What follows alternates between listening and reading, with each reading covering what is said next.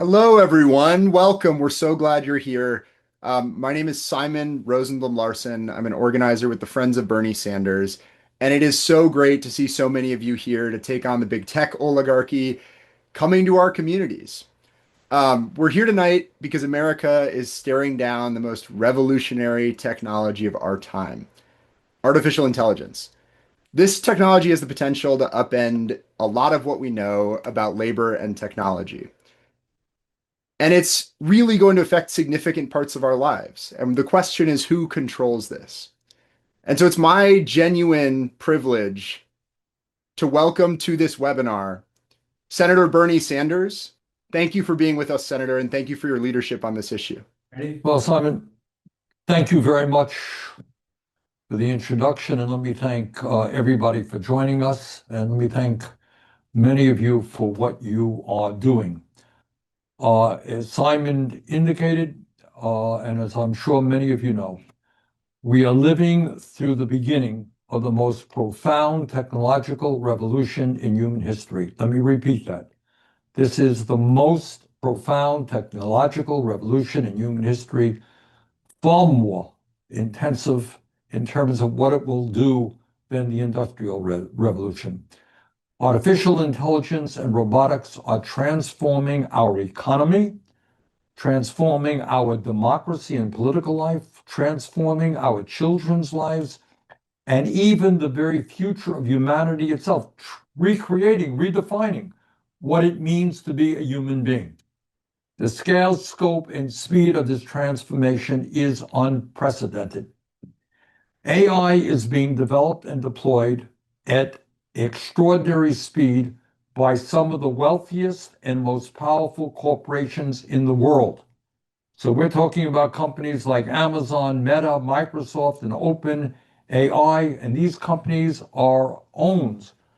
And people who are investing in AI are people like Elon Musk, the wealthiest guy in the world, Mark Zuckerberg, Larry Ellison, Jeff Bezos. These are the wealthiest people, some of the wealthiest people in our country. And we have to ask ourselves is, what is their goal? What are they trying to accomplish? Are they staying up nights worrying about the needs of working families, the middle class, the working class in this country? I don't think so. Their stated goal, this is what they tell us, is to build systems that outperform humans at most economically valuable work. And what does that mean in plain English? It means eliminating jobs. Not just a few jobs, but potentially tens of millions of blue-collar jobs and white-collar jobs across every sector of our economy. I was recently in San Francisco, and I was in a Waymo. And I looked out on the streets in San Francisco. It looked to me about 5% of the cars there were self-driving cars. What is it going to look like in 10 years? Right now in Texas, you have 18-wheel trucks being driven without a driver. So we're looking at the possible decimation of transportation work in America in terms of taxi drivers, Uber drivers, truck drivers, hundreds and hundreds of thousands of jobs. We're looking at major job loss in the legal profession, in accounting, in customer service representatives, in fast food workers, in programmers. No one, whether you're blue collar or white collar, is immune. I will tell you that in blue collar work, Jeff Bezos, major investor in robotics and AI, his goal is to automate all of Amazon workers, all of Amazon work with robots. So if you're a worker there now, you're probably going to be replaced by a robot. We're talking about hundreds and hundreds of thousands of jobs. But it's not just the economy. I think we're also concerned about the impact of AI on our environment. AI requires zillions of calculations. Those calculations require huge data centers, which in turn require a massive amount of electricity and water. For example, Meta is building a data center in Louisiana the size of Manhattan that will use as much electricity as 1.2 million homes, one data center. At the same time, So all of this is going on. A number of highly knowledgeable AI experts, including former Nobel Prize winners, are warning us that this technology is advancing so fast that it could soon surpass human intelligence. What a Nobel Prize winner in physics told me a few months ago is that it's not a question of whether, it's a question of when AI will surpass human intelligence. And if that happens, how will we be able to control it? And what was once considered science fiction, these AI, these computers operating independently of human life, but what was considered science fiction is now a serious discussion among scientists. The possibility that superintelligent AI could pose a cataclysmic risk to humanity. And yet, instead of a serious national and global debate about this incredibly transformational technology, which is going to impact everybody, we are watching a handful of billionaire big tech oligarchs race forward, investing hundreds of billions of dollars to build out massive new data centers with minimal democratic oversight. They're building them all over this country as fast as they can, investing hundreds and hundreds of billions of dollars. In my view, we cannot simply sit back and allow a small group of unelected billionaire corporate executives make decisions that will reshape our economy, our democracy, our environment, and in fact, the future of humanity. The stakes are much too great to allow a few extraordinarily wealthy and greedy billionaires shape the future of humanity. We need a serious public debate.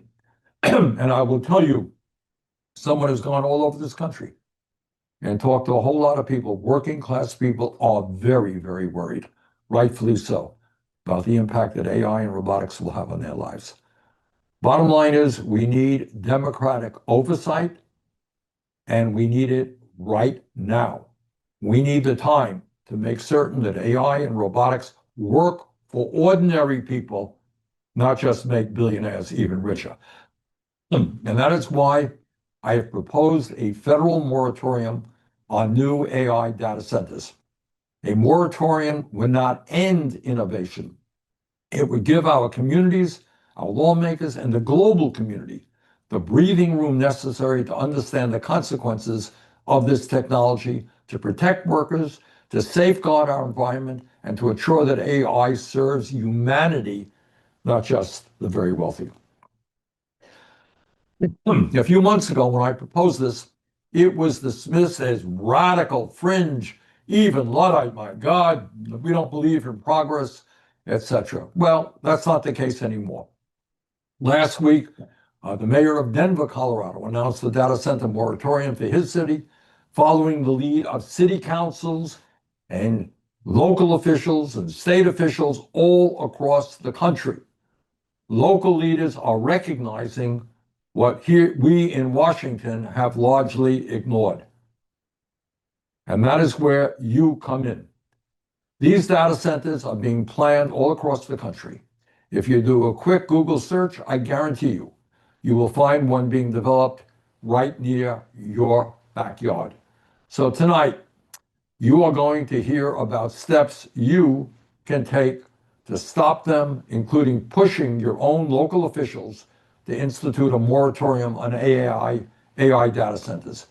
You're going to hear from Bryce, who has led multiple successful efforts to stop data centers in Indiana, Keyshawn, who is leading a campaign against Elon Musk's XAI data center in Memphis, and from Simon, Evan, and Adam, some of our organizers helping to lead this effort. You have an opportunity to help determine whether the future of AI will just benefit the people on top or whether it will benefit all of us. This is a huge, huge deal. So the time for action is now. Let us go forward together. And thank you all very much for what you're doing. Thank you so much, Senator. and thank you for your leadership again on this issue. Um, Across America, we've seen unprecedented community resistance to the infrastructure that AI technology relies on, and that's data centers. Many groups have united around a similar demand, and that's a moratorium on AI data center construction at the local level. A data center moratorium is a temporary pause on new approvals of data center projects that can be instituted at the local, county, state, or national level. As the senator said, a moratorium gives us a chance to catch up and make sure these projects are right for our communities and benefit us, not just Bezos, Zuckerberg, Musk, and their friends. And our goal today is to give you community groups the tools that you need to stand up to big tech. I have to emphasize that a moratorium on AI data centers, whether at the city or county level or at the national level, is only as successful as the protections that get passed during the moratorium. Later in this call, you'll hear about 4 ways you can take action now to fight back against AI data centers in your community. If every single person on this call takes action, we'll be one major step closer to making AI work for us and not the billionaires. Tech companies claim that the massive build out of data center infrastructure is about progress towards the future. And we ask, what does that future look like? Who benefits from the massive build out and technological development in AI? Right now, it's the 1%. The big tech billionaires are not hiding the future they want. They want to replace human labor and enrich themselves even more in the process. Already, we've seen AI used by ICE in their brutal occupation of Minneapolis. It's being used by companies to raise prices on consumers and renters. Millions may lose their jobs, and what comes next? That future should be ours to decide. The fight against data center expansion on the AI space is the front lines of the fight to make this revolutionary technology work for us. We're tracking nearly 400 hyperscale data center projects across America. We've documented hundreds of acts of community resistance, from packing city council, utility board, and county board meetings, flooding elected officials with comments, even recalling city officials, building campaigns to promote public utilities, knocking doors to gather petition signatures, and holding mass meetings to educate your neighbors. These projects anger communities, and that anger can be organized. They guzzle water. Even the ones that use closed loop cooling, they use as much energy as entire cities. They create very few permanent jobs. And they have enormous risk as city and state officials offer massive incentives like tax exemptions to companies to bring these developments into their communities. And so, in a moment, we'll hear from some of our local organizers channeling this community anger to build power to fight data centers in their communities. But I want to share a couple of examples with you now. In Tucson, Arizona, community members packed city council meetings. They circulated petitions, they wrote letters, and they built incredible community resistance to Project Blue, a $3.5 billion large-scale data center project for Amazon that was proposed there. While the fight against Project Blue is still active, they've won critical victories and turned the campaign into a fight to create public control of their utility company. In Groton, Connecticut, community members packed council meetings and won a moratorium on new large-scale data center projects in their community. After this moratorium was passed, they then organized the demand to ban data center projects bigger than 12,500 square feet. In Georgia, organizers have fought back against data centers at the municipal level, but statewide they've elected 2 new members of the Public Service Commission who oppose new data center construction without significant protections for local communities. Importantly, all of these organizing efforts have one thing in common. They're on offense. Fighting a data center coming into your community is the first step. That is defense. Using this as a moment to build power and win tangible victories for working people, that's being on offense. People come to this issue from many different entry points. Maybe their power company is building a transmission line through their backyard. Maybe they're concerned about a corporation threatening their town's already scarce water supply. Maybe their utility bills are skyrocketing. Maybe they've lost their job because they were replaced by an AI. Maybe they're nervous about their kid having an unhealthy relationship with technology. We've seen that this issue has no party line. It impacts folks in rural and city areas alike. It poses threats to every generation of Americans. The most successful fights against data centers have many entry points and are open to everyone. One way you can start is a petition from the community to county executives or city leadership demanding a moratorium. You'll hear more on a template letter that you can send to your county leadership in a little bit. Another way is to hold a community meeting or a gathering, maybe before a city council meeting. Nearly 2.5 million people have canceled their ChatGPT subscriptions after QuitGPT, a grassroots campaign to boycott OpenAI, launched a few weeks ago. Even more momentum was built for that campaign this week when OpenAI took a deal that the Pentagon was giving them for unrestricted access to their AI model. However people end up in our movement, our demand is that we put humans first. We need a national moratorium on AI data centers, and we also know what an uphill battle that will be. We need campaigns for moratoriums in cities, counties, and states all across the country. In the chat, we're going to drop a link to a template letter that you can send directly to your county officials right now. If everybody on this call takes action, again, it will build the power to take on these big tech oligarchs. Our goal with this call is to support your local groups that are standing up to data center projects in their communities. We want to help those groups get on offense and connect those fights to our shared national fight to make AI work for the people, not the billionaires. We'll now hear from two experienced local organizers taking this fight to big tech in their communities. I'd first like to welcome Bryce Gustafson from Citizen Action Indiana. Bryce?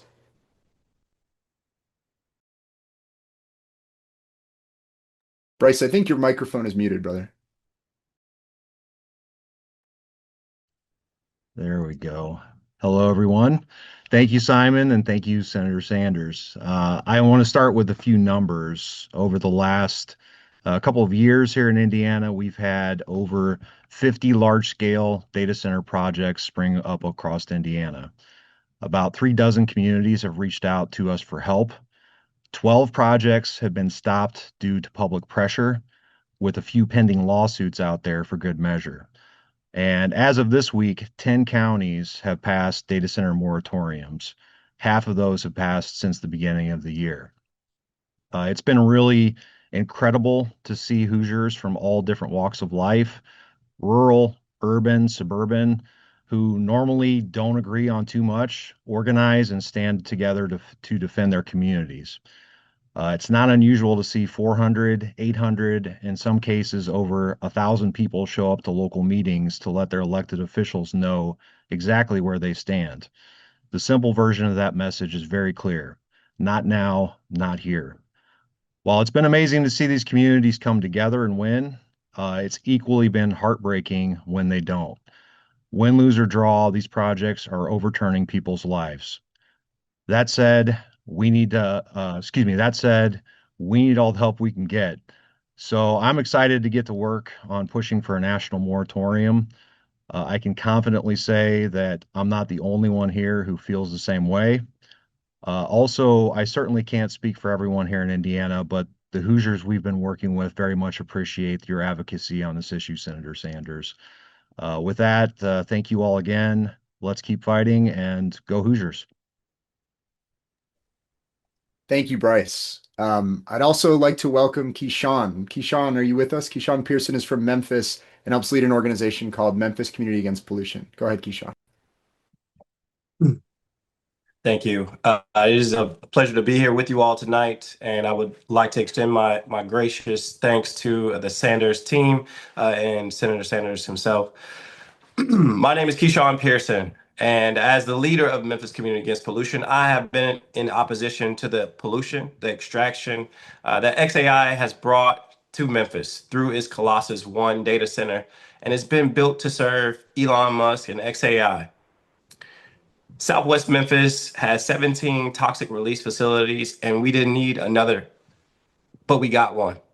From their announcement on June 5th, 2024, I alerted our elected officials, along with a coalition of support and designated public institutions like our Shelby County Health Department, to the concerns of our community, of Boxtown, of Westwood, but ultimately all of Memphis was concerned. And without a single public meeting, their bordering majority, their facility that was bordering a majority Black community was announced, operating at 100% by September of 2024, using methane gas turbines for power.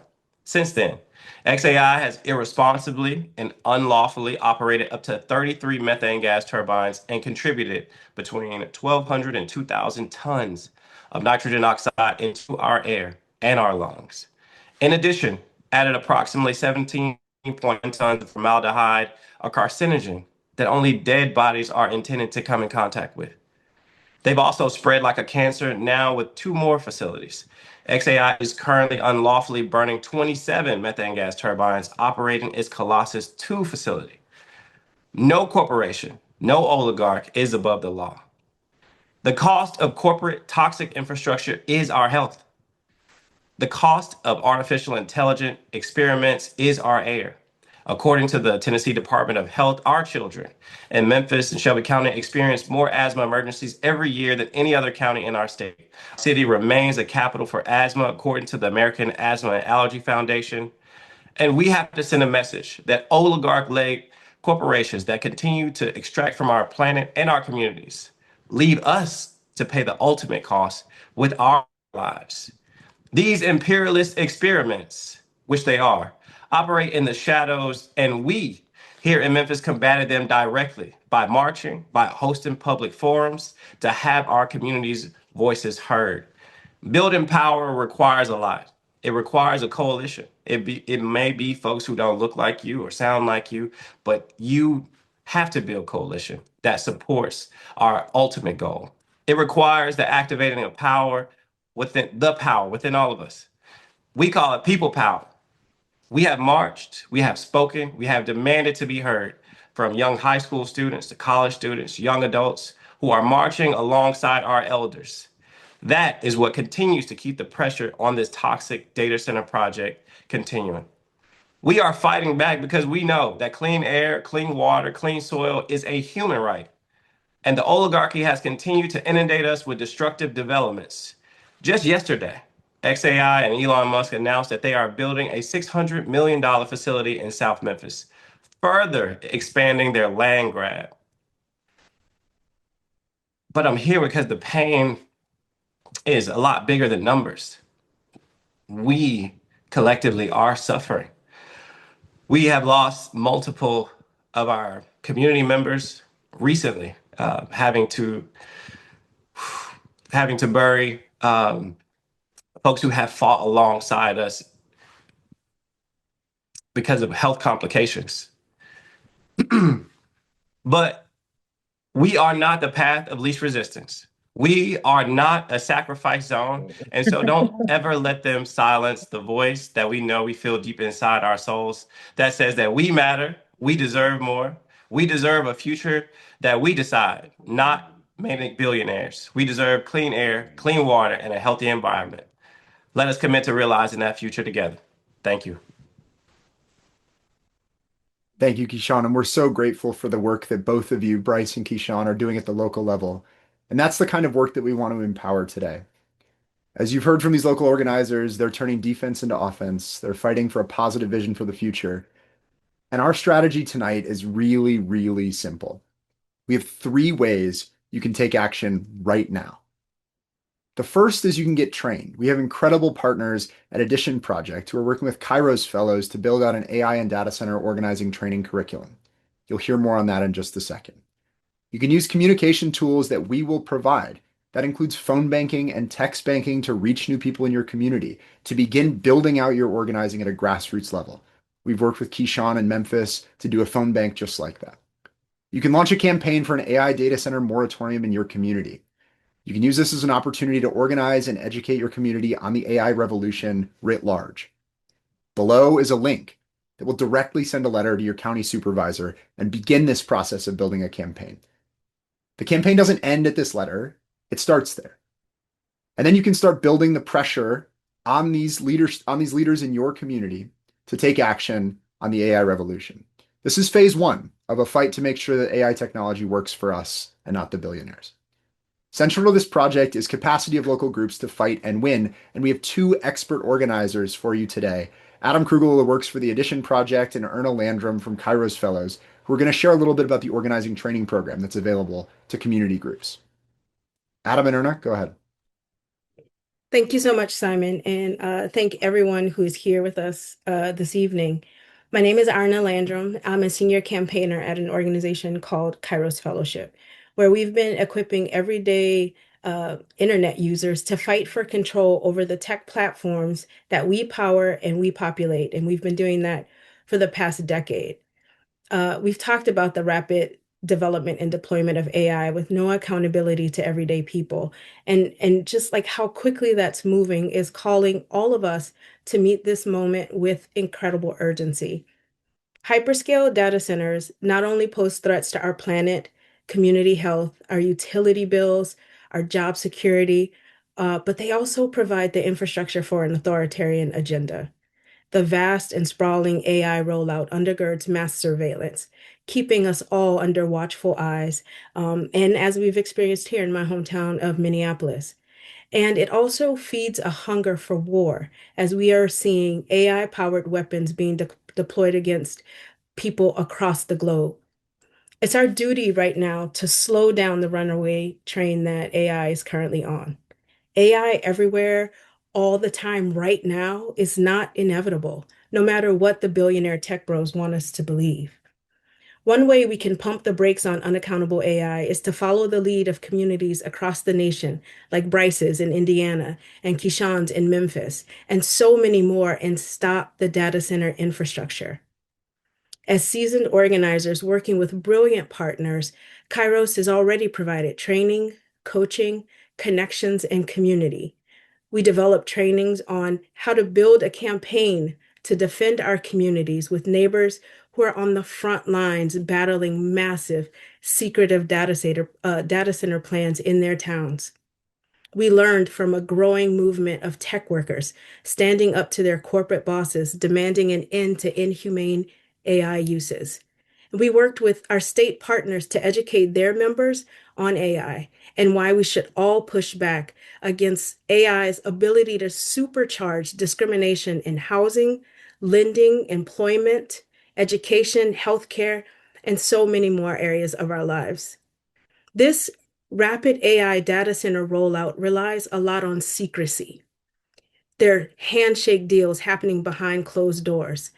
Vital information that would help a town make the best choices for its residents are often hidden behind non-disclosure agreements that supposedly help these tech corporations hide their cards from competitors, but they keep us in the dark too. Not only can we pull the veil back on the drawbacks of AI and those data centers, but we can get ahead of the issues. We can pass policies and regulations to mitigate the harms that come with AI and knit us together with a common goal, creating a broad movement. Now, in my work, I've talked to a number of residents who had no idea how to organize a campaign until the data center came knocking at their door. And if that's you, don't worry. You are not alone. There are people like my friend Adam here with experience and infrastructure to help prepare you for what's ahead. We can help you develop strategy and learn skills like how to research which companies are sniffing around your town, how to write compelling calls to action, how to approach neighbors and leaders, and think through the big questions we should all be asking. With partners at Media Justice, Kairos also developed an organizing guide to fighting data centers that lays out a number of the harms these data centers cause and different ways that we can intervene on their construction. We already know of folks in Michigan, Montana, Texas, Florida, North Carolina, Tennessee, and Maine, all using this guide to educate their neighbors and move into action. The truth is, AI needs us. It needs our data. It needs our interactions to train it on how we perceive and analyze. It needs land and water in our communities to build the data centers that support it all.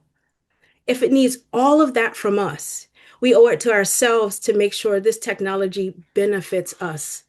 And each data center we stop loosens big tech's foothold on our lives and builds our collective power to beat the oligarchy.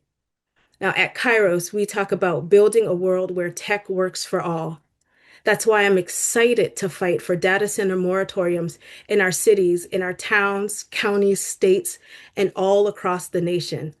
Together, we will win this. Thank you so much, Irna. That was incredible. My name's Adam Krugel, and I've been a community organizer for the last 30 years of my life. And this moment, I believe that this moment is the most important moment in human history to be doing this work. And as you listen tonight to the potential devastating impacts of AI, it's easy to become overcome with despair and grief. But the message that we have for you tonight is that organizing is the antidote to this despair.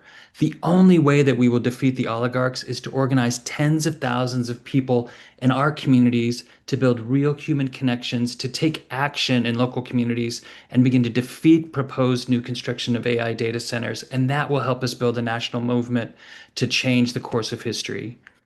The way that we can start this is we need everyone that's on this call tonight to begin to think and act like organizers. By that, we mean we need to begin to shift our acting and thinking as individuals and begin to imagine how we can work as teams and build leaders in our community that can organize tens of thousands of people to take action. As we build real human connections that are grounded in our shared values and interests, we can invite more and more people to take action with us.